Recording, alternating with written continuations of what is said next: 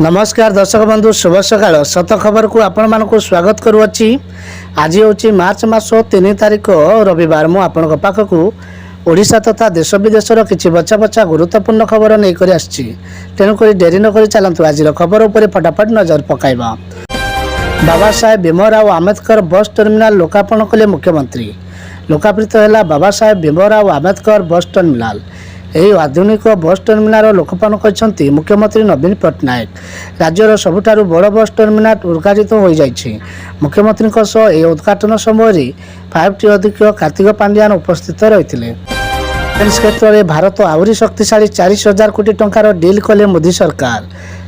शस्त्र बलर युद्ध क्षमता को वृद्धि करने लगातार प्रयास जारी रखिंट केंद्र सरकार।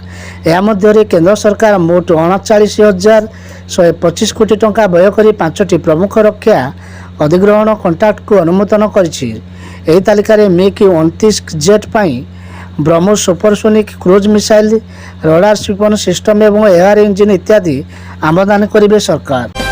कमिला ट्रेन टिकेट मूल्य यात्री माने दयाकोरी ध्यान दिंतु। रेलवे आनी आपण खुशी खबर जहाँ आपण एक बड़ आश्वस्ति खबर।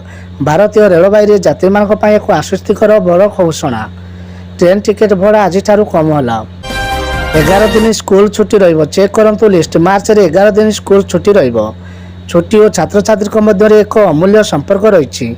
यार अर्थ छुट्टी कथा शुणिले छात्र माने एवं कर्मचारी माने एभली खुशी अनुभव करती जार शब्द रे बयान करने मुस्किल। छुट्टी मिलगले किछि लोक अछंती जो माने भाबंती जे सेमाने दिन सारा उपभोग करि परिबे एवं किछि लोक भाबंती जे सेमाने कोनोसी नुआ स्थान को यात्रा करि परिबे।